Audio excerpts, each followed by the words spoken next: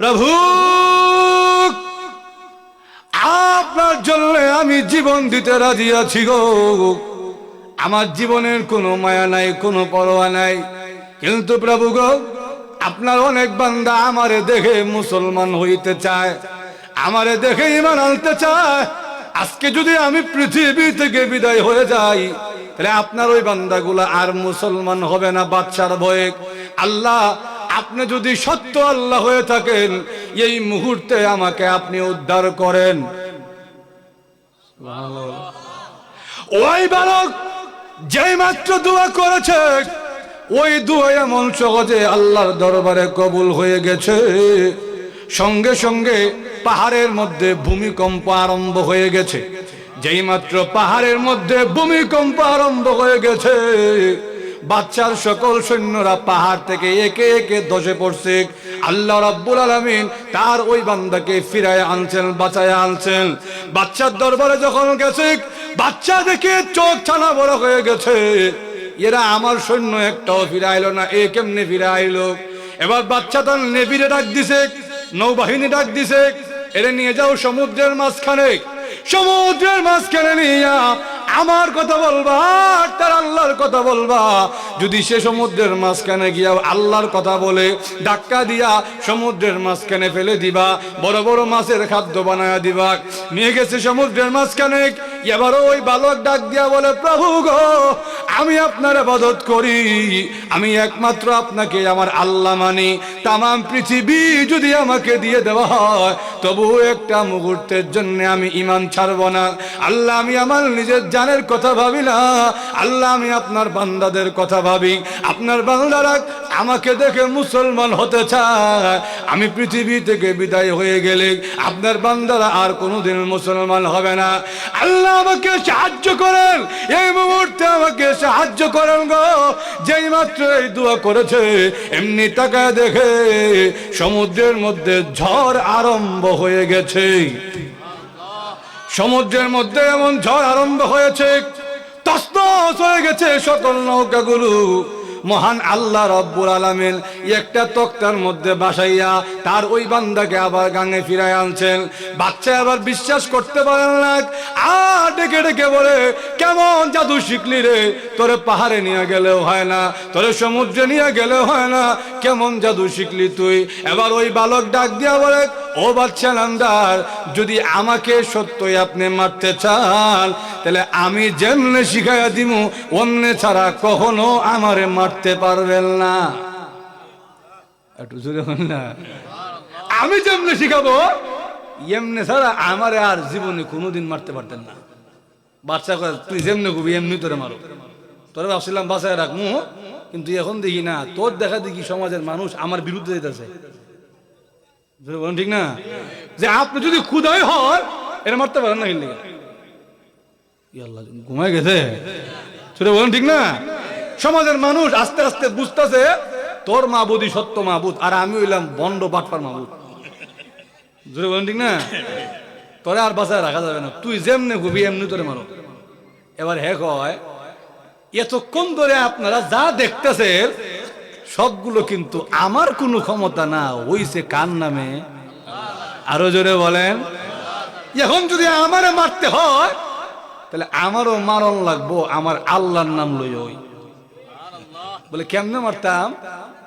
আপনি এত সহজে আমারে মারলে হবে না। লক্ষ্য করে দেখে, এত সহজে মারলে হবে না। বড় স্টেডিয়াম তৈরি করে, সবচাইতে বড় মাঠে আমাকে নিয়ে যাবে, উঁচা একটা জায়গায় স্টেজ তৈরি করবেন। ওই স্টেজে আমি দাঁড়াবো, চতুর্পাশে গ্যালারি তৈরি করবেন, দর্শক দাঁড়ায় আমার মরণের দৃশ্য দেখবে।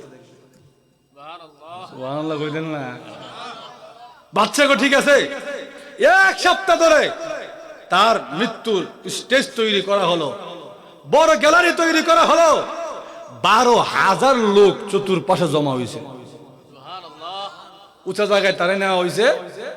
এবার একটা তীর সে নিয়ে সেনাপতির কাছে দিয়া হয়, আমাকে যদি মারতে চান তাহলে এই তীরটা নিক্ষেপ করবেন, আর নিক্ষেপ করার সময় বলবেন বিসমিল্লাহি রব্বি হাদাল গুলাম। এমনি এমনি না, এই বালকের রব আল্লাহর নাম নিয়ে তীর নিক্ষেপ করলাম। আমার আল্লাহর নাম না নিলে আমাকে মারা সম্ভব হবে না। বাচ্চা কো ঠিক আছে, হ্যাঁ যেমনে কো এমনি কো। ঠিকই দেখা গেছে সেনাপতি তীর নিছে, যেই মাত্র তীর এমনি তাক করে তার আল্লাহর নাম নিছে, বিসমিল্লাহি রাব্বি হাদাল গুলাম, এই বালকের প্রতিপালক, এই বালকের মাবুদ, আল্লাহর নাম নিয়ে তীর নিক্ষেপ করলাম। তীরের একটুখানি আঘাত লাগতে দেরি হয়েছে, সঙ্গে সঙ্গে বালক শহীদ হয়ে গেছে। এই দৃশ্য দেখার পরে 12,000 মানুষ চোখ উপরে তুলে ফেলছে। এই কি দৃশ্য দেখলাম! বালকরে বাচ্চা এত চেষ্টা করলো, কোনোভাবে বালককে হত্যা করতে পারলো না। আর যেই মাত্র বালকের আল্লাহর নাম নিল, সঙ্গে সঙ্গে শহীদ হয়ে গেছে। নিশ্চয়ই উনি কোনো ভণ্ড, এই ভণ্ড মাবুদের মতন না, উনি সত্য মাবুদ, উনি আসল মাবুদ। আর একটা মুহূর্ত দেরি করতে চাই না, সঙ্গে সঙ্গে উপস্থিত 12,000 লোক কালিমা পড়ে মুসলমান হয়ে গেছেন। অনেক সময় আল্লাহ রাব্বুল আলামিন একটা জান নেয়, ঠিক আছে, কিন্তু ওই একটা জানের বিনিময়ে লক্ষ লক্ষ জান তৈরি করে দেয়। জোরে বলেন ঠিক না? আমাদের বিপ্লবী উসমান হাদিরে দেখছেন না? ঘুমায় গেছে। এক উসমান হাদি পৃথিবী থেকে বিদায় হইছে, এখন লক্ষ লক্ষ উসমান হাদি তৈরি হইতেছে। জোরে বলেন ঠিক না? এখন ছোট্ট ছোট্ট বাচ্চারা তারা স্বপ্ন দেখে, আমি উসমান হাদির মতন হইতে চাই। এক বেড়া তার বাচ্চারে লয়ে গেছে ইঞ্জেকশন দিতে, বাচ্চা সুই দিক কই খান্দা আরম্ভ করছে। বাপে জিগা কিতাও, তুমি না উসমান হাদি হইতা, তো এই সুই দিকে লইব নেই? এমনি একটা কয়, হ্যাঁ কথা তো ঠিক হয়, আমি তো উসমান হাদি হইতে চাই। এমনি বেড়া গেঞ্জি আলকি দেখো, দেন কত সুই দিবেন। তাহলে আবার বলেন তো দেখি, যেই ছোট বাচ্চা সুইকে ডরায় না, এখন বড় হয়ে উসমান হাদির মতো হয়ে বন্দুকের বুলেটের সামনে দাঁড়াবে, 1 ইঞ্চিও সত্য থেকে পিছপা হবে না। আল্লাহ অনেক সময় একটা জান নেয়, কিন্তু ওই এক জানের বিনিময়ে আল্লাহ লক্ষ লক্ষ জান তৈরি করে দেয়। জোরে বলেন ঠিক না? ওই বালকের শাহাদাতের দৃশ্য দেখে 12,000 লোক কালিমা পড়ে মুসলমান হয়ে গেছে। এবার বাচ্চা ডাক দিয়া বলে, আমি ভাবছিলাম কি আর হইল কি। জোরে বলেন ঠিক না? আমি চাইছিলাম একজন রে মাইরা সব সাফ করে এলাম, এখন হে তো মরল 12,000 লোককে ইমানদার বানায় দিয়ে গেছে। জোরে বলেন ঠিক না? বাচ্চা এবার ডাক দিয়া বলে, এরে সেনাপতি, বড় একটা গর্ত খনন করো, আমাকে বাদ দিয়া যদি কোন আল্লাহকে মানে তাহলে সঙ্গে সঙ্গে ওই গর্তের আগুনের মধ্যে ফেলে দেওয়া হবে। বড় একটা গর্ত তৈরি করো। বড় গর্ত তৈরি করা হলো, লাকড়ি ফালানো হলো। আগুন যখন ধরায় দেওয়া হয়েছে, 12,000 লোককে সিরিয়ালে দাঁড় করানো হয়েছে। যখন আগুনের কাছে আসে, তারা ডাক দিয়ে বলা হয়, আল্লাহকে যদি মানো তে আগুনে পড়তে হবে, আর যদি বাচ্চাকে মানো তাহলে আর আগুনে পড়তে হবে না। 12,000 লোক এক সিরিয়ালে দাঁড়াইছে, একে একে জাপ দিয়া 12,000 লোক ওই গর্তের মধ্যে পড়ে গেছে। একটা লোকও আল্লাহর প্রতি আর অবিশ্বাস করে নাই, আল্লাহকে আর অবিশ্বাস করে বেঈমান কাফের হয় নাই। ওই সিরিয়ালের মধ্যে একটা মা তার দুধের বাচ্চাকে নিয়ে দাঁড়ায় ছিল। বাচ্চার সেনাপতি ওই দুধের বাচ্চাকে টান দিয়া আগুনের মধ্যে ফেলে দিয়েছে। মার বুক থেকে নিয়ে দুধের বাচ্চাকে যখন আগুনের মধ্যে ফেলে দেওয়া হয়েছে, মা পাগলের বেশে আউলা কেসে দৌড়ায়, আমার বাচ্চা কি আমার বাচ্চা কি অপরাধ করেছে, আমার বাচ্চার কি অপরাধ? আমি না কালিমা পড়েছি, আমার বাচ্চা তো কালিমা পড়ে নাই, আমার দুধের বাচ্চা কেমনে গো আগুন সহ্য করবে? মা পাগলের মতন দৌড়ায়। আল্লাহ রাব্বুল আলামিন ওই দুধের বাচ্চার জবান খুলে দিয়েছে।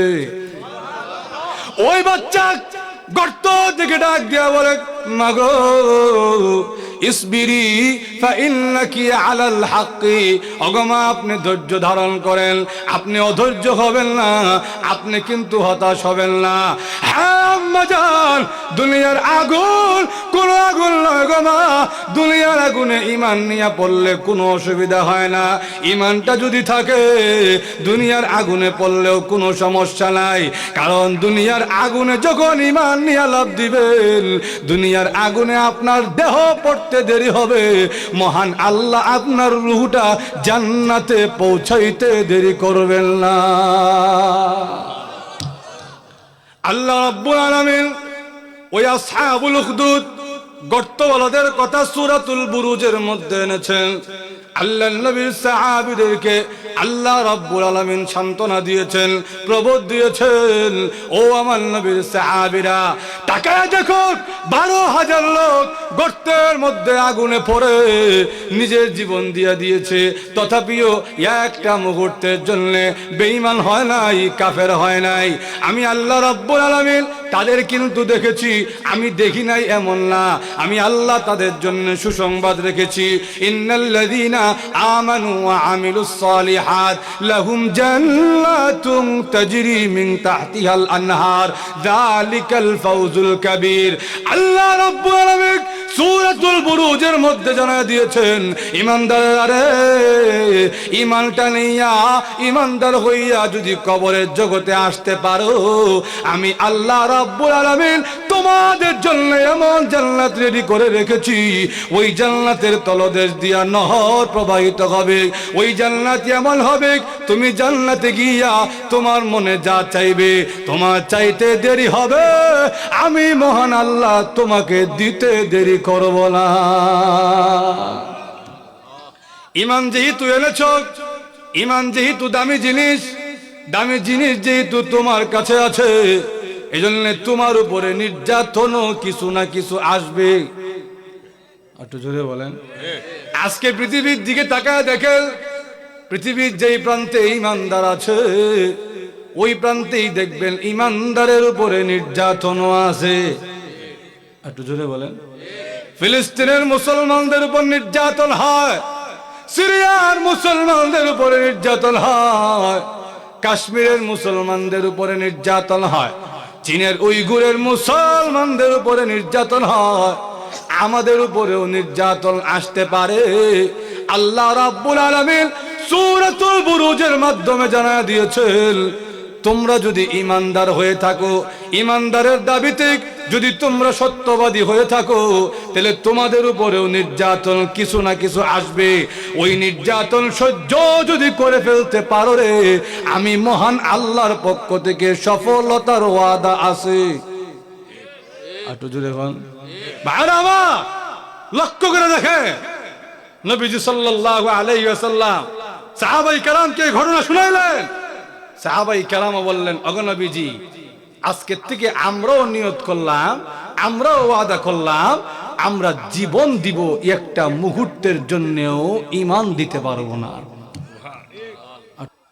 আমাকে বিষয় দেওয়া হয়েছে সূরাতুল বুরুজের তাফসীর। এই বিষয়কে সামনে রেখে আমি আপনাদের সামনে সূরাতুল বুরুজের কয়েকখানা আয়াতে কারিমা তিলাওয়াত করেছি। রাসূল আকরাম সাল্লাল্লাহু আলাইহি ওয়াসাল্লামের রেখে যাওয়া অসংখ্য অগণিত হাদিস মুবারক থেকে একখানা হাদিস পাঠ করেছি। আমার যে বিষয় সূরাতুল বুরুজ, এই নির্দিষ্ট সূরার তাফসীর শুরু করার আগে কয়েকটি বিষয় আগে জানা দরকার। এই সূরাটা মক্কায় অবতীর্ণ একটা সূরা। সূরার আয়াত আছে 22 খানা। এই সূরার শানে নুজুল কি এটা আগে জানা দরকার। নাজিল কেন হইল? এর পিছনে নাজিল করার কারণ হলো সাহাবায়ে কেরাম রাদিয়াল্লাহু তাআলা আনহুম আজমাইন বিশ্ব নবী রাহমাতুল লিল আলামিনের কাছে একটা প্রশ্ন করছিলেন। কি প্রশ্ন? নবীজি সাল্লাল্লাহু আলাইহি ওয়াসাল্লাম যখন কালিমার দাওয়াত দেওয়া আরম্ভ করলেন, আর নবীজির হাতে হাত রেখে সাহাবাই কেরাম কালিমা পড়ে মুসলমান হইলেন। এরা অধিকাংশই ছিল দুর্বল, অসহায়, গরিব, আর অনেকেই ছিলেন আরেকজনের গোলাম, ধনী ধনী কাফেরদের গোলাম। ওনারা যখন আল্লাহর নবীর হাতে হাত রেখে কালিমা পড়ে মুসলমান হয়ে গেলেন, মক্কার কাফেররা ওই সাহাবাই কেরাম রাদিয়াল্লাহু আনহুম আজমাইনের উপর অকথ্য নির্যাতন আরম্ভ করলেন। এমন নির্যাতন, যেই নির্যাতন বলে বলে কখনো বোঝানো সম্ভব না। এটা চোখে দেখতে হয়, আর না হলে নিজে উপলব্ধি করতে হয়। লক্ষ্য করে দেখেন, নবীজি সাহাবাই কেরাম আম্মার ইবনে ইয়াসির রাদিয়াল্লাহু তাআলা আনহু, সুহাইব রুমি রাদিয়াল্লাহু তাআলা আনহু, খাব্বাব ইবনুল আরাত রাদিয়াল্লাহু তাআলা আনহু, বিলাল রাদিয়াল্লাহু তাআলা আনহু সহ আরো অনেক দুর্বল সাহাবী ছিলেন। ওই মক্কার ধনী ধনী কাফেররা ওনাদেরকে মানুষই মনে করতেন না। নবীজি যখন ওনাদেরকে কালিমার দাওয়াত দিতেন, এরা আইসা কইতো, এ মুহাম্মদ, তোমার দরবারে আমাদের ঘরের গোলামরা বসা, যারা আমরা ঘরে কাজ করে, এরা যদি তোমার দরবারে বসা থাকে তো আমরা তোমার লগে কেমনে গিয়ে বই? আমরা তো ইজ্জতে লাগে। যদি আমাদেরকে তোমার দলে নিতে হয় তাহলে এদেরকে বিদায় করে দাও, এরপর চিন্তা ভাবনা করে দেখবো তোমার দলে আমু কি আইন, চিন্তা করে দেখবো। আল্লাহ রাব্বুল আলামিন নবীজির উপরে কোরআনের আয়াত নাযিল করে বলছেন, আগো নবীজি, ওয়ালা তাতরুদিল্লাযীনা ইয়াদউনা রাব্বাহুম বিল গাদাতি ওয়াল আশি, আপনার আশেপাশে যেই দুর্বল সাহাবীগুলো আছে, এরা দুর্বল হইতে পারে কিন্তু অন্তরে ঈমানের শক্তি আছে। ওই বেঈমান কাফেররা, এদের ক্ষমতার দাপট থাকতে পারে, লাঠিয়াল বাহিনী থাকতে পারে, ধন সম্পদ অনেক থাকতে পারে, কিন্তু অন্তরে ঈমান না থাকার কারণে এদের ক্ষমতা, এদের ধন সম্পদ, এদের লাঠির জোর আমি আল্লাহর কাছে মাকড়সার ঘরের চাইতেও বেশি দুর্বল। জোরে বলেন ঠিক না? ওই দুর্বল সাহাবীদের উপরে যখন নির্যাতন হয়, কেমন নির্যাতন! বিলাল রাদিয়াল্লাহু তাআলা আনহুকে উত্তপ্ত মরুভূমির গরম বালুতে শুয়ে রাখে। মরুভূমির বালু কিন্তু যেন তেন গরম না। বুখারী শরীফের মধ্যে আসছে, যদি কোনো গোশতের টুকরা ওই বালুতে রেখে দেওয়া হতো, সঙ্গে সঙ্গে তা সিদ্ধ হয়ে যেত। এমন গরম বালুতে ওনাকে শুয়ে রেখে বুকের উপর ভারী পাথর বসায়া ওনাকে চাবুক দিয়া মারে, আর বলে, বিলাল, শাস্তি চলতে থাকবে হাত্তা তাকফুরা বি মুহাম্মদ সাল্লাল্লাহু আলাইহি ওয়াসাল্লাম, যতক্ষণ না পর্যন্ত তুমি তোমার নবী মুহাম্মদকে অস্বীকার না করবে, তোমার খোদা আল্লাহর ইবাদত ছেড়ে আমার খোদা লাত এবং উজ্জার ইবাদত না করবে, শাস্তি চলতে থাকবে। উনি বলেন, তোমরা আমারে অত্যাচার করে, বেত্রাঘাত করে ভাবছো যে আমার ঈমান ছিনিয়ে নিয়ে যাইবা? ঈমানদারের ঈমান তো এমন হয়, ঈমানদারের ঈমানে যত আঘাত আসে, ঈমানদারের ঈমান তত বেড়ে যায়। জোরে বলেন ঠিক না? আপনারা চিড়িয়াখানার বাঘ দেখছে? চিড়িয়াখানার বাঘ দেখবেন খাঁচার ভিতরে ঘুমায়, কোনো কাম কাজ নাই। জোরে বলেন ঠিক না?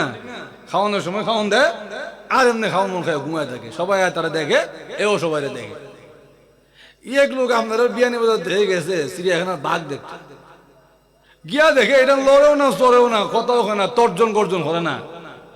এখন আমার বিয়ানি বাজার থেকে আবারও লস হয়েছে, কষ্ট করে আইছি, পকেটের টাকা হয়ে গেছে। বাঘের গর্জন শুনতাম, এটা তো লড়েও না, চড়েও না, এমনি পিছন থেকে একটা লাঠি লয়ে এমনি গুতা দিছে। এখন গুতা দিতে দেরি হয়েছে, বাঘ গর্জন করে তার দিকে তেরে আসতে দেরি করে না। এখন জুতা মোজা ফলায় দৌড় দিছে।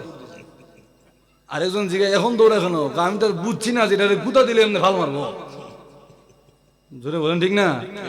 ঠিক তেমনি ভাবে ইমানদার কেউ নির্যাতন করা যায়, ইমানদারও সহজে নড়েও না, সরেও না, কিন্তু ইমানদারের ইমানের উপরে যদি কেউ আঘাত করে, ইমানদার সহজে বসে থাকতে পারে না। বিলাল রাদিয়াল্লাহু তাআলা বলেন, আমার ইমান চিনায় নিবা, যত জোরে ওনারে মারে উনি অত জোরে আহাদ আহাদ আল্লাহর ইয়াকত্ববাদের সাক্ষী দেয়। নবীজির সাহাবী আম্মার ইবনে ইয়াসির রাদিয়াল্লাহু তাআলা উনারেও মারে, উনার আব্বা ইয়াসির রাদিয়াল্লাহু তাআলা মারে, উনার আম্মা সুমাইয়া রাদিয়াল্লাহু তাআলা উনাকে বদমাশ আবু জাহিল্লা উনার লজ্জাস্থানে বর্ষা দিয়া আঘাত করে শহীদ করে দিছে। উনার আম্মা শহীদ, আর বাপ বেটা দুজন রে মরুভূমিতে উপর করে শুয়াইছে, বুকটা নিচে পিঠটা উপরে, আর চাবুক দিয়া মারে। ওনারা চিৎকার করে কান্দে, নবীজি দূর থেকে ওনাদেরকে দেখা চোখের পানি ছেড়ে কান্দে। আল্লাহর নবী বিশ্ব নবী রাহমাতুল লিল আলামিন আম্মার ইবনে ইয়াসির রাদিয়াল্লাহু তাআলা এর পাশে দিয়া যায়, আর দেখে চোখের পানি ছেড়ে দিয়া কান্দে। আল্লাহর নবী বিশ্ব নবী রাহমাতুল লিল আলামিন ও তার সাহাবীর অবস্থা দেখে সহ্য করতে পারলেন না। নবীজির চোখ দিয়া পানির নহর জারি হয়ে গেছে, নবীজিও চোখের পানি ছেড়ে দিয়া কান্দে। আম্মা রাদিয়াল্লাহু তাআলা ওনাকেও মারে, ওনার আব্বাকেও মারে। আল্লাহর নবী বিশ্ব নবী রাহমাতুল লিল আলামিন ডাক দিয়া বলেন, সবরান আলা ইয়াসির ইন্না মাউইদাকুমুল জান্নাহ। ইয়াসিরের পরিবার রে, আমি নবী তো তোমাদের কোনো সাহায্য করতে পারি না, তোমাদেরকে কোনো সহযোগিতা করতে পারছি না, তোমাদের উপরে নির্যাতনের স্টিমুলার চালায়। তবে আমি বিশ্ব নবী তোমাদেরকে সুসংবাদ দিয়া যাই, একটুখানি যদি ধৈর্য ধারণ করতে পারো, যদি একটুখানি ধৈর্য ধারণ করে ইমানটা নিয়ে যদি কবরের জগতে যাইতে পারো, ওই যে জান্নাত দেখা যায়, তুমি মরতে দেরি হবে, আল্লাহর তৈরি জান্নাতে যেতে দেরি হবে না। ইমানটা নিয়ে কবরে যাও, একটু কষ্ট হবে দুনিয়া জানি, কিন্তু ইমানটা নিয়ে কবরে যাইতে দেরি হবে। ইন্না মাউইদাকুম আল জান্নাহ, তোমাদের জন্য আল্লাহ জান্নাত প্রস্তুত করে রাখছেন। এমন যখন অবস্থা মক্কায়, সাহাবাই কেরাম খালি নবীজির কাছে আইসা বলে, হুজুর আমরা তো মারতে মারতে সাফ করে ফেলতেছে, হুজুর আপনি একটু দোয়া করেন না। রাসূল বলেন, ও আমার সাহাবীরা, আল্লাহ সাহায্য আসবে, আল্লাহ সাহায্য আসবে। যখনই ওই কথা বলে তখনই রাসূল বলেন, আল্লাহ সাহায্য আসবে। একবার কয়েকজন সাহাবী মুষ্টিবদ্ধ হয়ে আল্লাহর নবীর কাছে গেলেন। বুখারী শরীফের মধ্যে আসছে, রাসূল আকরাম সাল্লাল্লাহু আলাইহি সাল্লাম কাবা ঘরের দেওয়ালের লগে এমনি হেলান দিয়া বসা, কাবা ঘরের ছায়াতে বসে রয়েছে। তারা এসে বলে, হুজুর আপনারা বলছেন আল্লাহর সাহায্য আসবে আসবে, মাতা নাসরুল্লাহ, আর কবে আসবে হুজুর আল্লাহ সাহায্য? আমাদের উপর এমন নির্যাতন, আমরা নির্যাতনা সহ্য করতে পারি না, আল্লাহ সাহায্য কবে আসবে? এমনি নবীজি সাল্লাল্লাহু আলাইহি ওয়াসাল্লাম হেলান দেওয়া ছিলেন, হেলান থেকে উঠে বসলেন আর বললেন, ইন্নাকুম তাস্তাজিলুন, তোমরা বড় তাড়াহুড়া আরম্ভ করছো। এমন নির্যাতন চলে, আর আল্লাহর রাসূল বলেন তাড়াহুড়া আরম্ভ করছে। নবীজি বলেন, তোমাদের উপরে এখনো সেই নির্যাতন আসে নাই যেই নির্যাতন আগের যুগের নবী এবং তার উম্মতের উপর আসছিল। এমনও নবী অতিবাহিত হয়েছেন, কালিমার দাওয়াত দেওয়ার অপরাধে করাত দিয়ে উনাকে মাথা থেকে নিচ পর্যন্ত দ্বিখণ্ডিত করে দেওয়া হয়েছে। এমনও নবী গিয়েছেন, কালিমার দাওয়াত দেওয়ার কারণে লোহা গরম করে শরীরের গোশত টেনে টেনে খসে ফেলে দেওয়া হয়েছে। এমনও উম্মত গিয়েছে, কালিমার দাওয়াত দেওয়ার কারণে একসঙ্গে 12,000 লোককে জ্বলন্ত আগুনে ফেলে শহীদ করে দেওয়া হয়েছে। এই যখন নবীজি কথা বলেন, আল্লাহ রাব্বুল আলামিন তখন ঈমানদারদের সান্ত্বনা দেওয়ার জন্য, ঈমানদারদেরকে প্রবোধ দেওয়ার জন্য সূরাতুল বুরুজ নাজিল করছেন। এই হলো শানে নুজুল। এবার আসেন, অসুবিধা হচ্ছে আপনাদের? এবার আসেন ইমানদারদেরকে আল্লাহ কেমনে সান্ত্বনা দিলেন। এই সূরার মধ্যে আল্লাহ রাব্বুল আলামিন একটা জাতির কথা আনছেন। কার কথা আনছেন? একটু জোরে বলুন না।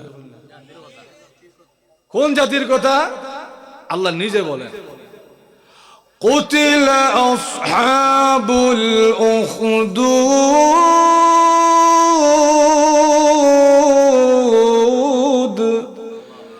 আল্লাহ বলেন আসহাবুল উখদুদ ধ্বংস হোক।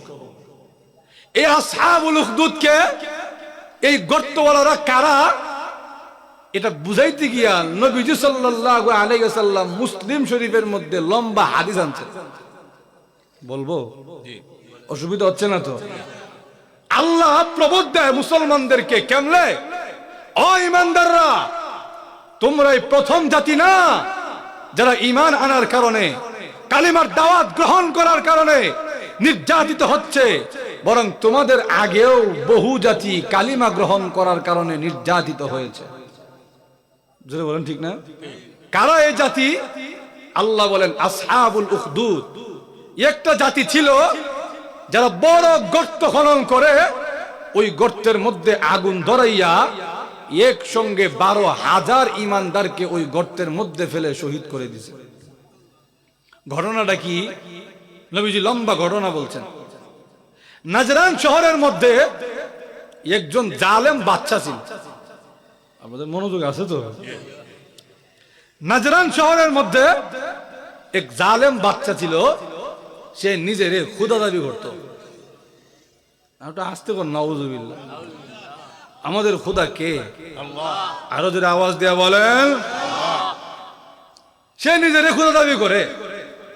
অতীতে যারাই নিজেকে খুদা দাবি করেছে সবগুলারে আল্লাহ কপালে জুতার বাড়ি রাখছেন। জোরে বলেন ঠিক না? নমরুদ খুদা দাবি করছে, জুতার বাড়ি খায় মরছে। ফেরাউন বলছে আনা রাব্বুকুমুল আলা, আল্লাহকে চিনি না, আমিও তোমরা সবচেয়ে বড় খুদা। আল্লাহ ওই খুদারে পানির মধ্যে চুবাইয়া মারছে। বলেন ঠিক না? কেমন খুদা? সাঁতরে আছে সাগরটা ফেরিব এই ক্ষমতা খুদার নাই। জোরে বলেন ঠিক না? এই বাচ্চাও নিজের খুদা দাবি করে। ওই বাচ্চার মন্ত্রী পরিষদের মধ্যে একজন জাদুকর আছেন। জাদুকর যখন বুড়ো হয়ে গেছে গা, বাদশাকে চিঠি লিখছে, বাদশা নামদার, আমি বৃদ্ধ হয়ে গেছি, না জানি কোন দিন পৃথিবী থেকে বিদায় হয়ে যায়, আপনি আপনার দেশের একজন মেধাবী সন্তানকে আমার কাছে পাঠান, আমি তারে আমার জাদুবিদ্যা শিখাইয়া আমার স্থলাভিষিক্ত করে দিয়া যাও।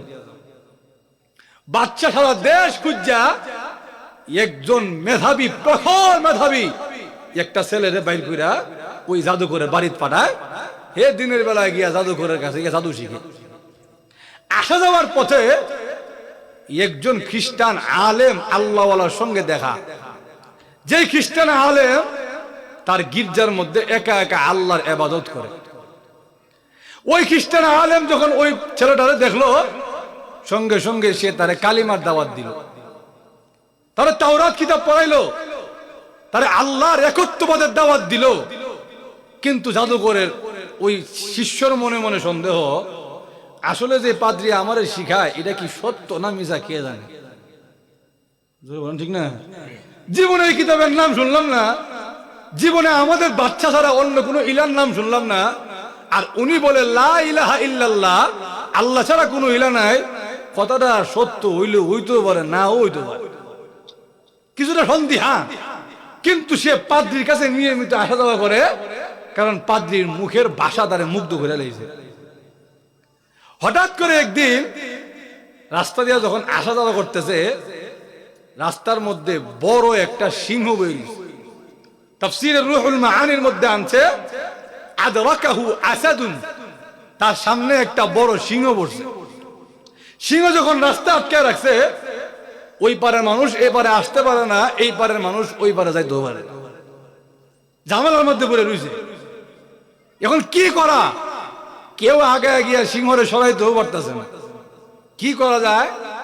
ওই ছেলেটা কয় আজকে আসলে আল্লাহ একজন আছে কিনা নাই এটা পরীক্ষা করার সুবর্ণ সুযোগ হয়েছে। রাখালে বা ছোট্ট একটা কঙ্কর হাতে নিস, কঙ্কর ছিলেন তো, ছোট্ট একটা কঙ্কর হাতে নিস। প্রভু সত্যি যদি আপনি এক আল্লাহ হয়ে থাকেন, ওই খ্রিস্টান পাদ্রী আমাকে যদি সত্যি সত্যি আল্লাহর দিকে দাওয়াত দিয়ে থাকে, যদি সত্যি আল্লাহ বলে কোন ইলা থাকে, তাহলে আমি আল্লাহর নাম নিয়ে বিসমিল্লাহ বলে কঙ্করটা নিক্ষেপ করলাম। যদি সত্যি সত্যি আপনি আল্লাহ হয়ে থাকেন, তাহলে আপনার নামের পাওয়ারে আমি কঙ্করটা নিক্ষেপ করতে দেরি হবে, সঙ্গে সঙ্গে ছোট্ট কঙ্করের আঘাতে সিংহে মরণ হইতে দেরি হবে না। ওই বালক সত্যি সত্যি আল্লাহর নাম নিয়া যেই মাত্র কঙ্কর নিয়ে আঘাত করেছে, এমনি তাকায় দেখে কঙ্কর, ছোট্ট একটা কঙ্কর সিংহের গায়ে লাগতে দেরি হয়েছে, সঙ্গে সঙ্গে সিংহের মরণ হয়ে গেছে। মানুষ তো অবাক হয়ে গেছে, বাবা রে কয়দিন হইল না জাদুকরের কাছে গেছে, এখনই দেখা যায় মাশাআল্লাহ যে জাদু শিখছে, ছোট্ট কঙ্কর দিয়া বড় সিংহ মেনে লেছে। এই ছেলের প্রশংসা শুনাম সারা দেশ ছড়াইলো। বাচ্চার একজন মন্ত্রী আছে, তার হঠাৎ করে চোখে সমস্যা হইয়া চোখে আর দেখে না, চোখের পাওয়ার গেছে।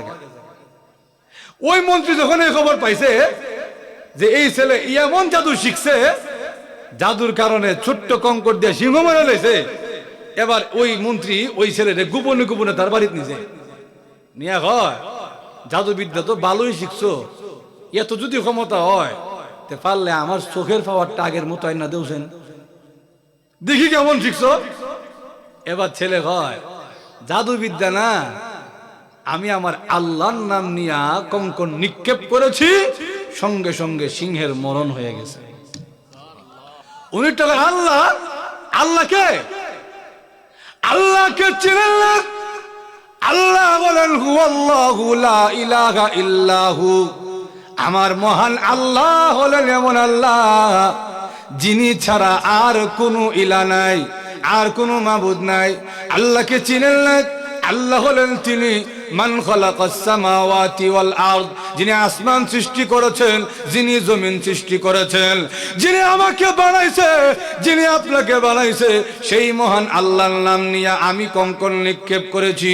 এবার ওই অন্ধ মন্ত্রী ডাক দিয়া বলে, রা বালক, যদি তোমার আল্লাহ সত্য আল্লাহ হয়ে থাকে, তাহলে আল্লাহর নাম নিয়ে আমার চোখে একটু হাত বুলায় দেখো তো, আমার চোখে পাওয়ার আগের মতন ফিরে আসে কিনা। তাফসীরে রুহুল মাআনির মধ্যে ওই ছোট্ট বালক আল্লাহর নাম নিয়া বিসমিল্লাহির রহমানির রহিম বইলা যেই মাত্র ওই মন্ত্রীর চোখে হাত বুলাইছে, সঙ্গে সঙ্গে মহান আল্লাহ ওই মন্ত্রীর চোখের জ্যোতি ফিরাইয়া দিয়েছে। ওই মন্ত্রীর যখন চোখের আলো ফিরে এসেছে, সঙ্গে সঙ্গে সে কালিমার দাওয়াত গ্রহণ করেছে, কালিমা পড়ে মুসলমান হয়ে গিয়েছে। এই খবর বাচ্চা পর্যন্ত গেছে।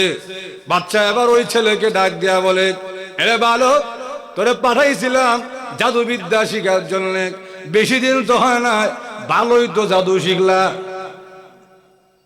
ঠিক না? ভালোই তো জাদু তোমারে শিখাইছে, ছোট্ট কঙ্কর দিয়া সিংহ মেরে ফেলতে পারো, তোমার হাতে ছোঁয়া লাগলে অন্ধ লোক তার দৃষ্টি ফিরে পায়, ভালোই তো জাদু শিখছো। এবার ওই বালক ডাক দিয়া বলে, ও বাচ্চা নামদার, আমি জাদুবিদ্যা শিখি নাই, কবেই তো জাদুকরের দরবার ছাইড়া দিছি, জাদুকরের কাছে যাই না, আমি জাদুবিদ্যা শিখি নাই, আমার নিজস্ব কোনো ক্ষমতা নাই, আমি আমার মহান আল্লাহর নাম নিয়ে যাই করি, মহান আল্লাহ আমার জন্য সহজ করে দেন।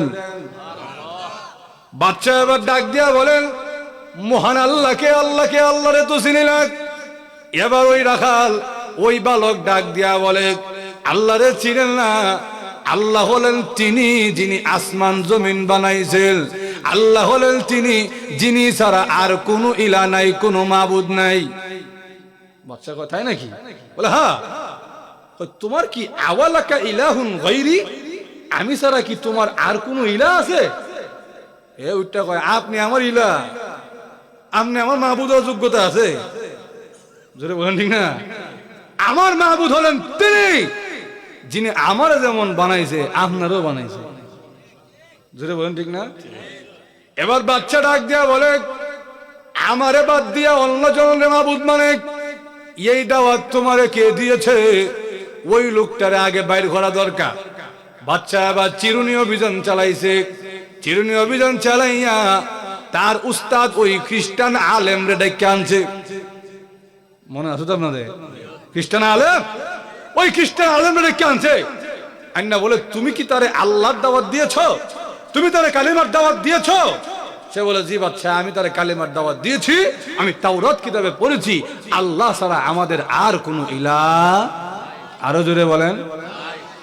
বাচ্চা এবার ডাক দিছে তার বিচার বিভাগে, জল্লাদ খরাবটা নিয়ে আমাদেরকে মরণের ভয় দেখা লাভ নাই।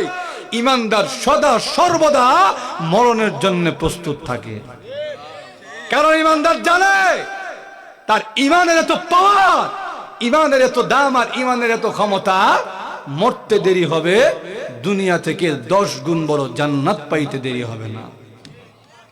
যেটা বলেন ঠিক না?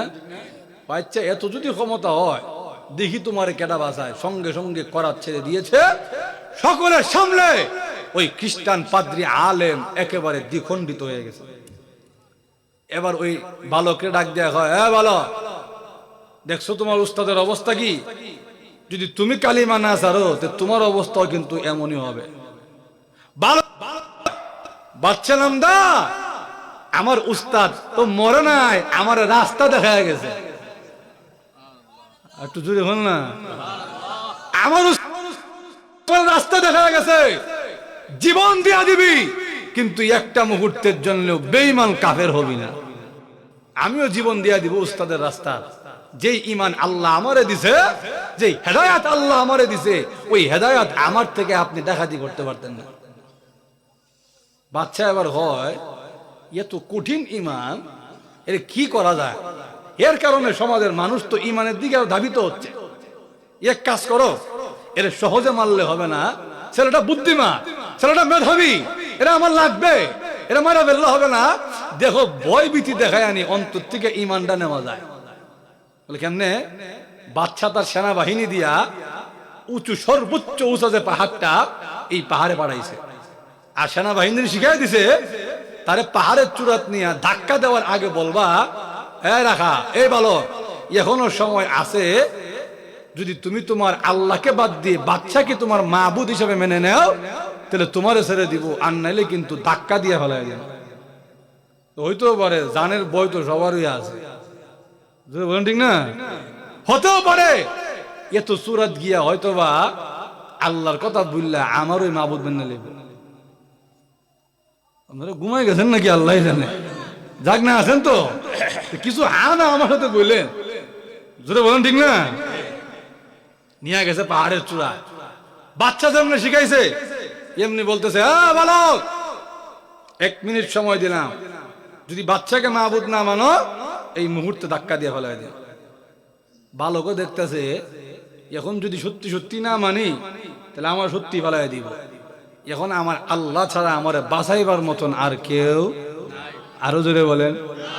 ইমানদারদের ক্ষেত্রে আল্লাহ সম্পর্কটা এমন, তাম পৃথিবীর শক্তি যেখানে গিয়া শেষ, ইমানের শক্তি সেখান থেকে আরম্ভ হয়।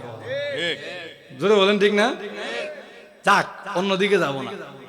লক্ষ্য করে দেখেন, সে চিন্তা করলো এখন আমার আল্লাহ ছাড়া আমার আর কেউ নাই। একটু জোরে বল না। আজও যদি কোন বান্দা এই নিয়ত করে, কোন বান্দা এই ওয়াদা করে, আল্লাহ আমি ঈমান আনছি, লক্ষ্য করে দেখে ঈমানটা এমন দামি একটা জিনিস, ঈমানটা এমন পাওয়ারের জিনিস, কেউ যদি ঈমানের আনার মতন ঈমান আনতে পারে, তাহলে তার সঙ্গে আল্লাহর এমন সম্পর্ক, এমন কানেকশন হয়, যেই সম্পর্ক আর কানেকশন আর কারো সাথে হয় না। জোরে বলেন ঠিক না? আর ঈমান এর শক্তি এত বেশি, তাম দুনিয়ার পরাশক্তি যেখানে গিয়ে আসে, ঈমানের শক্তি এখান থেকে আরম্ভ হয়। একটু জোরে বলুন না। নবীজি সাহাবীদের দিকে লক্ষ্য করে দেখেন, সাহাবাই কেরাম এই ঘটনা শোনার পরে ইমানের প্রতি এমন স্পৃহা জাগছে, এমন ইমানদার হইছে, নবীজি সাহাবাই কেরাম যেই দিকে গেছে সবাই তাদের কথা শুনতে মানতে বাধ্য ছিলেন। একটু জোরে হইন না। নবীজি সাহাবী সাদ ইবনে আবি ওয়াক্কাস রাদিয়াল্লাহু তাআলা আনহু উনি বলেন, আমরাও ঈমান আনছি। বলে কেমন ঈমান আনছি? আমরা ঈমানের জন্য আমাদের আব্বা ছাড়ছি, আম্মাও ছাড়ছি। আপনারা মা বুঝতে অসুবিধা হয়নি। ওনার আম্মা ওনারে গিয়া বলে, সাদ রে, তুই যে ঈমান আনলি, আল্লাহর কথা কস, তোর রসুলের কথা কস, তোর ঈমান আমার কাছে বরদাস্ত হয় না। এক কাম কর, যদি তুই ঈমান না ছাড়স, আল্লাহ এবং তার রসুলকে না ছাড়স, তা আমার বাড়ি থেকে গেট আউট, বের হয়ে যা। উনি বলেন, আম্মা খালি আপনার বাড়ি কেন, তাম পৃথিবী ছাড়তে পারবো, ঈমান ছাড়তে পারবো না। মা কয়, না, এটাতে অন্যভাবে ট্রিটমেন্ট দিতে। বলে কেমনে? এবার মা ওইটা কয়, এই যদি তোর ভিতরে এত মহব্বত থাকে আল্লাহ এবং তার রসুলের, এবার দেখি তোর অন্তরে মার মহব্বত বেশি না এরও মহব্বত বেশি। যেই মা পেটে রাখলাম, জন্ম দিলাম, পাইল্লা বড় হয়ে দিলাম, এখন দেখা যায় মার দাম নাই, দেখি কার মহব্বত অন্তরে বেশি। তুই যদি ঈমান না ছাড়স, তাহলে আমি মা ওয়াদা দিলাম 3 দিন পর্যন্ত কিচ্ছু খাইতাম না, না খেয়ে মরে যাম। ঠিকই দেখা গেছে, 1 দিন 2 দিন চলে গেছে, ওনার মা কিচ্ছু খায় না, না খাইতে খাইতে বৃদ্ধা মহিলা জান যায় যায় অবস্থা। উনিও বিট্রি বিট্রি খান দে, আল্লাহ আমি তো আমার আম্মার ছাড়া বাঁচতে পারতাম না, আমি তো আমার আম্মা ছাড়তে পারতাম না, আমার ঈমান ছাড়তে পারতাম না, আল্লাহ আমি কি করি? আল্লাহ উনার অন্তরের মধ্যে একটা বুদ্ধি দিয়ে দিয়েছেন। কি বুদ্ধি? উনি আসছে আমার কাছে, আম্মা একটা কথা ছিল আপনার সঙ্গে, যদি অনুমতি দিতেন তো বলতাম। বলে কি কথা তোর সাথে? কি কথা বলবি? আম্মা পার্সোনাল কথা, কেউ যেন না শুনে দরজা জানলা লাগায় বলতে হবে। মা মনে মনে ও ঈমান যে ছেড়ে দিছে, সবাই শুনলে তো মন্দ বলবে, এই জন্য দরজা জানলা বন্ধ করে দিব। ওকে বল কি বলবি? দরজা জানলা বন্ধ করছে, মার খানের কাছে আইছে। মা, মহান আল্লাহ রাব্বুল আলামিন তো আপনাকে মাত্র একটা জীবন দিয়েছেন গো। আল্লাহ রাব্বুল আলামিন যদি আপনাকে 100টা জীবনও দান করতেন গো মা, আর প্রত্যেকটা জীবনও যদি আপনি না খাইয়া খাইয়া নষ্ট করতেন, তথাপি আমি সাদ একটা মুহূর্তের জন্যও বেঈমান হইতাম না। মা কয়, আমি ভাবলাম কি কইল, এ তো বোঝা যায় আমি না খাইয়া মরে গেলেও আমার ছেলে বেঈমান হবে না, ঈমান ছাড়বে না, তে তো আর না খাইয়া লাভ নাই। কে কই আসো আমার মুখে খাওন দিলাও। ঠিকই দেখা গেছে ওনার ভাই আম্মারা মার মুখের মধ্যে খানি উঠে দিছে, উনি তো মার কাছে চলে আসছে, মনে করছে না খায় মনে বিডি মুড়ে যাবো গা, মন খারাপ। নবীজির দরবারে আসছে, রসুল মুস্কি হাসি দিয়া বলে, সাদ মন খারাপ করে লাভ নাই, তোমার ঈমানের প্রতি আল্লাহ খুশি হইয়া কোরআনের আয়াত নাজিল করে লাইছে। ভাইরা আমার, আল্লাহর কাছে সবচাইতে প্রিয় হলো ঈমান। ঈমানদার বান্দা যে হয়, খাঁটি ঈমানদার বান্দা যে হয়, আল্লাহ তারে এত মহব্বত করেন, তাম পৃথিবী যদি একদিকে চলে যায়, আল্লাহ ওই একটা বান্দারে পৃথিবীর মোকাবেলায় দাঁড় করাইয়া দেন। একটু জোরে বল না, বলবো অসুবিধা হচ্ছে না তো? নবীজির সাহাবী আবু বকর সিদ্দিক রাদিয়াল্লাহু তাআলা, ঈমানদারের দামটা কেমন? আমার আয়াত বাকি আছে আরো, অসুবিধা হচ্ছে না তো? ঈমানদারের দামটা কেমন? নবীজির সাহাবী আবু বকর সিদ্দিক রাদিয়াল্লাহু তাআলা, উনি একবার এমন একটা মজলিসের পাশে দিয়ে যাচ্ছে, যাওয়ার সময় লক্ষ্য করে দেখলো এই মজলিসটা ইহুদিদের মজলিস। তুমি চিন্তা করলো এতগুলো ইহুদি বেঈমান, এক কাজ করি এদেরকে কালিমার দাওয়াত দেই, মুসলমান বানাই। এখন চিন্তা করে দেখছে এতগুলো লোকরে আমি কেমনে কালিমার দাওয়াত দিব? মজলিস চলে, দেখি বক্তারা যে ওয়াজ করে, পিসাব যে এটা দেখি চিনা চিনা লাগে, কাছে এসে দেখে হ্যাঁ এটা চিনি, ইহুদি আলেম ফিনহাস ইবনে আযুরা। এক কাজ করি দেখি এরেনি মুসলমান বানাইতে পারি, এরা পিসাব মুসলমান হইলে মুরিদ এমনি মুসলমান। যদি বলেন ঠিক না? আসছে ফিনহাসের কাছে, ফিনহাস তুমি না তাওরাত কিতাব পড়ছো? বলে হ্যাঁ। তো তাওরাত কিতাবের মধ্যে আল্লাহ তো আমাদের নবীর সিফত এমন ভাবে উল্লেখ করছে, আল্লাহ বলছেন আল্লাযীনা আতাইনাহুমুল কিতাব ইয়ারিফুনাহু কামা ইয়ারিফুনা আবনাআহুম, যাদেরকে আমি আল্লাহ কিতাব দিয়েছিলাম এরা আল্লাহ এবং তার রাসূলকে এমন ভাবে চিনে যেমন নাকি নিজের ছেলেরে চিনে। তুমি তো নবীরে না চিনার কথা না, চিনি তো চিনলে ইমান আনো না কেন? তোমরা ধর্মের সমস্যা আছে। কি সমস্যা? তোমাদের ধর্মের নবীও গরিব, আল্লাহও গরিব। একটু জোরে হন না। আবু বকর সিদ্দিক রাদিয়াল্লাহু তাআলা অবাক হয়ে গেলেন যে একটা মূর্খ লোক এ কথা বললে মানে নিতাম, সে তো আলেম, আল্লাহরে চিনে, রাসূলকে চিনে, সে এমন কথা কেমনে বলবে? কারণ আল্লাহ কুরআনে বলছে কাফেরদেরকে জিগাইলেও কাফেররা বলবে আসমান জমিন বানাইছেন আল্লাহ। জোরে বলেন ঠিক না? আল্লাহ নিজে কুরআনে বলছেন وَلَئِن سَأَلْتَهُم مَّنْ خَلَقَ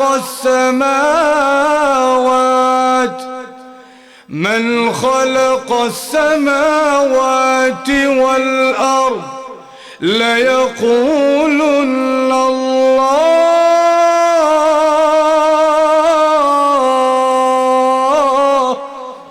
আল্লাহ বলেন ওগো নবীজি আপনি এদেরকে যদি জিজ্ঞান, এই মান খালাকাস সামাওয়াতি ওয়াল আরদ, আসমান জমিন কেডা বানাইছে, লা ইয়াকুলুনাল্লাহ, এরা অবশ্যই কইব আল্লাহ বানাইছে। তে কাফেররা আল্লাহরে চিনে আর হে আল্লাহরে কয় নবী যেমন গরিব আল্লাহও গরিব। আবু বকর সিদ্দিক রাদিয়াল্লাহু তাআলা দেখতে শুনতে নরম মানুষ, কিন্তু ঈমানদার তো এমন, ঈমানদারের সামনে কেউ যদি তার আল্লাহরে গালি দেয়, রাসূলরে গালি দেয়, ঈমানদার বরদাস্ত করতে পারে না। ঠিক আঘাত করছে এমন জোরে নাক ফাইটটা রক্ত বের আরম্ভ হইছে। ইহুদি কয় আমি তোমাদের নবী মুহাম্মদের কাছে বিচার দিব। আইছে নবীজির দরবারে, মুহাম্মদ সাল্লাল্লাহু আলাইহি ওয়াসাল্লাম দেখেন আপনার সাহাবী আবু বকর আমার অবস্থা কি করছে। রাসূল দেখে অবস্থা সাংঘাতিক, ঢাকায় আনছেন আবু বকর এই কাজ তুমি করছো? বলে জি হুজুর আমি করছি, কিন্তু কেন করছি আগে শুনেন। এই শয়তান কয় আমার রাসূল যেমন অভাবী আমার আল্লাহও অভাবী। নবীজি বলেন কি রে ইহুদি, আমারে না হয় গালি দিলি, মানুষ না তো আল্লাহ তো তোদেরও আমাদেরও, আল্লাহরে কেন গালি দিলি? ইহুদি উঠটা কয় ওয়াল্লাহি বিল্লাহি তাল্লাহি, আল্লাহর কসম আমি জীবনেও আল্লাহরে গালি দিছি। আসলে কি দিছে না দিছে? রাসূল বলেন আবু বকর বেটা কসম করে লাইছে। ইসলামের নিয়ম হলো বাদী যদি কসম করে ফেলে বিবাদীকে সাক্ষী পেশ করন লাগে। এখন তোমার সাক্ষী দেও, সে যে আল্লাহরে গালি দিছে সে কসম করে ফেলছে গালি দিছে না, এখন তোমাকে সাক্ষী প্রমাণ পেশ করে তারপরে প্রমাণ করতে হবে যে সে আল্লাহরে গালি দিছে, সাক্ষী দেও। আবু বকর সিদ্দিক রাদিয়াল্লাহু তাআলা বলেন হুজুর আল্লাহ ছাড়া আমার আর কোনো সাক্ষী নেই। ইমানদারের ক্ষমতাটা দেখেন, আল্লাহ ছাড়া আমার আর কোনো সাক্ষী নাই। আল্লাহ রাসূল বলেন আবু বকর কোর্ট কাছারিতে আল্লাহরে সাক্ষী রাখলে হয় না। কোন আসামি যদি কাঠ গড়া দাঁড়ায় হয়, জজ সাহেব আল্লাহ সাক্ষী আমি করছি না, জজ সাহেব পাগলটারে ঘুরতে আনছি। জোরে বলেন ঠিক না? আল্লাহ নবী বিশ্ব নবী রাহমাতুল আলামিন ডাক দিয়া বলেন আবু বকর দুনিয়ার মামলা মোকদ্দমায় আল্লাহকে সাক্ষী রাখা যায় না, মানুষ সাক্ষী পেশ করতে হবে। আবু বকর সিদ্দিক রাদিয়াল্লাহু তাআলা আল্লাহ নবীকে ডাক দেয়া বলেন নবীজি আমার যে কোনো সাক্ষী নাই, আপনি তো জানেন গো আমি আবু বকর জীবনে কোনোদিন মিথ্যা কথা বলি নাই, বলতে পারি না।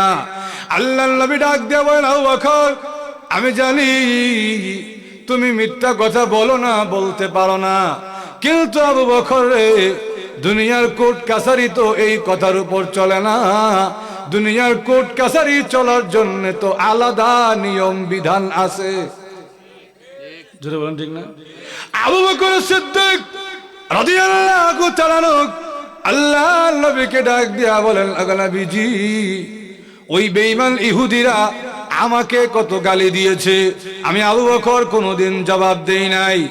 আমার কলিজার টুকরা সন্তান আয়েশার উপরে জিনার অপবাদ দিয়েছে, কিন্তু আমি আবু বকর তাও কোনো প্রতিবাদ করি নাই।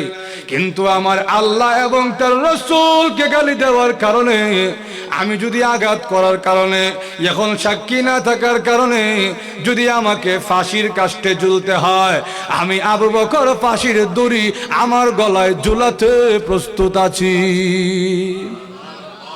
আল্লাহর নবী রেডি হয়ে গেছেন। আবু বকরের সাক্ষী নাই, এখন রায় হয়ে যাবে। আবু বকরও একটা ঘুষি খাইতে হবে। আবু বকর সিদ্দিক রাদিয়াল্লাহু তাআলার বিরুদ্ধে রায় হবে। নবী জানে ইহুদি মিথ্যুক, আবু বকর সত্যবাদী, কিন্তু কিছু করার নাই। এটা মুহাম্মাদুর রাসূলুল্লাহ সাল্লাল্লাহু আলাইহি ওয়াসাল্লামের আদালত।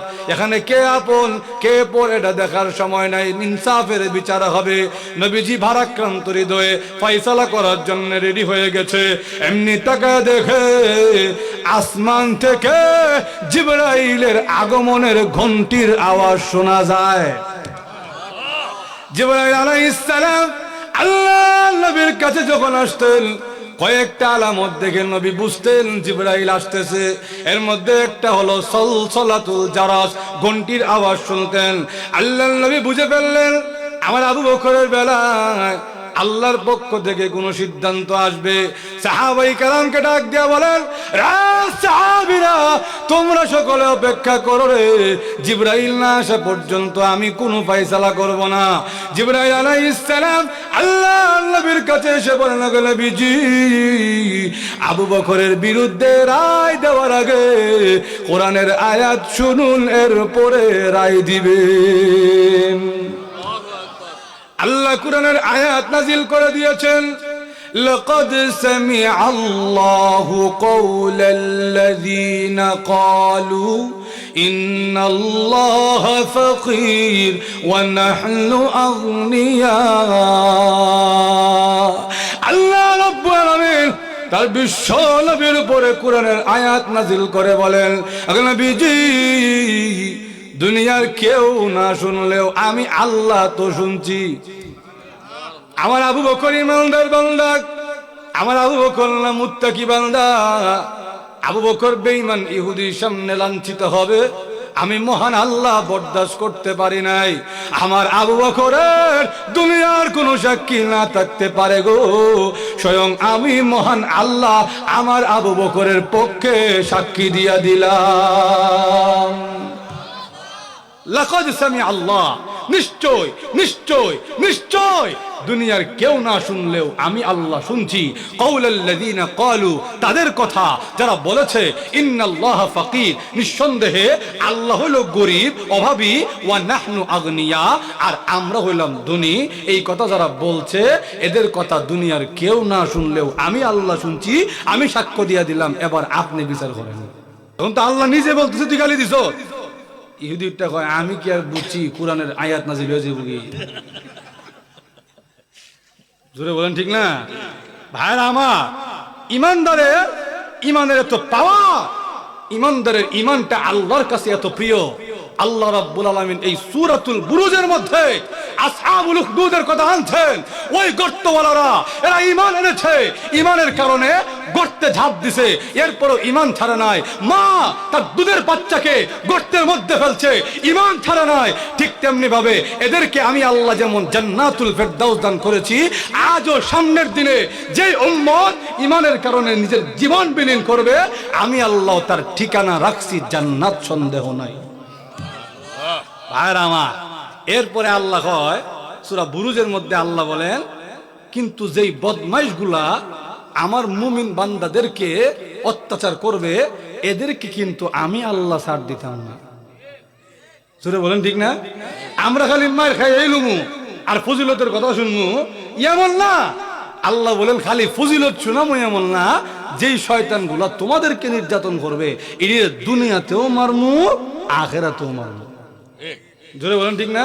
আল্লাহ নিজে বলেন, ইন্নাল্লাযীনা ফাতানুল মুমিনিনা ওয়াল মুমিনাত সুম্মা লাম ইয়াতুবু ফালাহুম আযাবু জাহান্নাম ওয়া লাহুম আযাবুল হারিক। আল্লাহ বলেন নিঃসন্দেহে যারা আমার মুমিন বান্দা বান্দীদেরকে অত্যাচার করবে, নির্যাতন করবে, এরপরে তওবা করতো না, এমন তওবা না করে দুনিয়া থেকে বিদায় হবে, আমি আল্লাহ ঘোষণা দিলাম এদেরকে আমি আল্লাহ জাহান্নামের ভয়ঙ্কর শাস্তি দিমু, আমার কাছ থেকে কেউ ফিরাইতে পারবে? আরো জোরে বলেন। আর ইমানদারদের বিনিময় কি? আল্লাহ ইমানদারদের বিনিময় হয় ইন্নাল্লাযীনা আমানু ওয়া আমিলুস সালিহাত লাহুম জান্নাতুন তাজরি মিন তাহতিহাল আনহার যালিকাল ফাউজুল কাবীর। বলেন তো দেখি, দুনিয়াবি সফলতার কি আসল সফলতা বলা যায়? আপনাদের অসুবিধা হচ্ছে? দুনিয়াবি সফলতাকে আসল সফলতা বলা যায়? বলে কেন বলা যায় না? দুনিয়া আপনি সফলতা কইবেন কোনটারে এটাই বুঝতেন না। বলেন ঠিক না? আজকে এখানে যারা আছে দাঁড় করা করে জিজ্ঞেস করলে ভাই সফলতা কারে কয়, একজনকে হুজুর মনে হয় 5টা বাড়ির মালিক হইলে জীবন সফল। বলেন ঠিক না? যুবক একটা দাঁড় করাইলে এর মনে মনে চিন্তা হইলো কোন দিন একটা R15 বাইক কিনতাম। এর দাঁড় করাইলে হে ওইটা কবে হুজুর যদি একটা R15 বাইক দিলাম আমার জীবন সফল। বলেন ঠিক না? যার মনে মনে নিয়ত হইলো কেমনে BCS ক্যাডার হইতাম, এরে জিগাইলে এ আমার জীবনের সফলতার অর্থ হইলো BCS ক্যাডার হইল আমার জীবন সফল। বলেন ঠিক না? দুনিয়ার জীবনের সফলতার সংজ্ঞাই নাই। সফলতা বলবেন কারে? আল্লাহ বলেন যালিকাল ফাউজুল কাবীর, সবচেয়ে বড় সফলতা হলো জান্নাতে যাইতে পারলে। জোরে বলেন ঠিক না? জান্নাতে গেলে তোমার জীবন হবে সফল জীবন। জান্নাতে গেলে জীবন সফল হবে কেন? কারণ 3টা কোয়ালিটি আছে। জীবনকে যদি সফল করতে হয় 3টা কোয়ালিটি থাকতে হবে। কয়টা? আরো জোরে বলুন। 1 নম্বর, তোমার জীবনে কোনো টেনশন থাকতে পারবে না। এবার বলেন তো দেখি, আমাদের দুনিয়াবি জীবনে সকলের জীবনে কিছু না কিছু টেনশন আছে না নাই? 2 নম্বর কোয়ালিটি হলো তোমার জীবনে কোনো ভয় থাকতে পারবে না। এবার আপনারা বলেন তো দেখি, দুনিয়ার জীবনে এমন কোনো বেড়া আসেনি যে বেড়া বলবে আমার জীবনে কোনো ভয় নাই? এমন আছে? 3 নম্বর হলো দুনিয়ার জীবনে তুমি যদি সফল হইতে চাও 3 নম্বর কোয়ালিটি হলো তোমার মনে যা চাইবে চাইতে দেরি হবে, পাইতে দেরি হওয়া যাবে না। যদি এই 3টা কোয়ালিটি পাওয়া যায় তাহলে বোঝা যাবে তোমার জীবন সফল। আর যদি 3টা কোয়ালিটি না পাওয়া যায় তাহলে তোমার জীবনকে সফল জীবন বলা যাবে? এবার বলেন তো দেখি, এই 3টা কোয়ালিটির কোনটা কোয়ালিটি কি দুনিয়াতে পাওয়া যায়? আমার মা বুঝছেন কিনা আল্লাহ জানে। দুনিয়া থেকে এই 3টার কোনটা পাওয়া যায়? সবার জীবনে টেনশন আছে, সবার জীবনে ভয় আছে, দুনিয়ার জীবনে মনে যা চায় তা ওই পাই না। জোর ঠিক না? পাইতাম তাহলে দুনিয়ার জীবনে আর কেউ বুড়া হইল না। একটু জোরে হইল না? কেউ কি বুড়া হইতে চায়? কিন্তু এরপরে বুড়া অন লাগেনি। কেউ কি মরতে চায়? আরো জোরে কম। কিন্তু এরপরে মরা লাগেনি। এই 3টা কোয়ালিটি দুনিয়ার জীবনে পাওয়া সম্ভব না। এই 3টা কোয়ালিটি একসাথে পাওয়া যায় জান্নাতে। জান্নাত এমন একটা জায়গা, আল্লাহ রাব্বুল আলামিন বলেন লা খাউফুন আলাইকুমুল ইয়াউম ওয়ালা আনতুম তাহজানুন। বান্দারে, জান্নাতে তুমি যদি যেতে পারো, জান্নাত এমন একটা জায়গা, জান্নাতে তোমার কোনো ভয় নাই, জান্নাতে তোমার কোনো টেনশনও নাই। আর জান্নাত এমন জায়গা, 3 নম্বর কোয়ালিটি, ওয়ালাকুম ফিহা মা তাশতাহি আনফুসুকুম ওয়ালাকুম ফিহা মা তাদউন। জান্নাতে যখন তুমি যাবে তোমার মনের সকল চাহিদা দাবি দেওয়া পূরণ করা হবে। এজন্য আল্লাহ রাব্বুল আলামিন বলেন ইন্নাল্লাযীনা আমানু ওয়া আমিলুস সালিহাত, যারা নেক আমল করবে, ইমানদার হবে, আর ইমান নিয়া দুনিয়া থেকে বিদায় গ্রহণ করবে, আমি আল্লাহ রাব্বুল আলামিন ইমানের কারণে তাদেরকে জান্নাত দান করব। আর জান্নাতে যদি তুমি যেতে পারো এটাই হবে তোমার জীবনের সবচেয়ে বড় সফলতা। জোরে বলেন ঠিক না?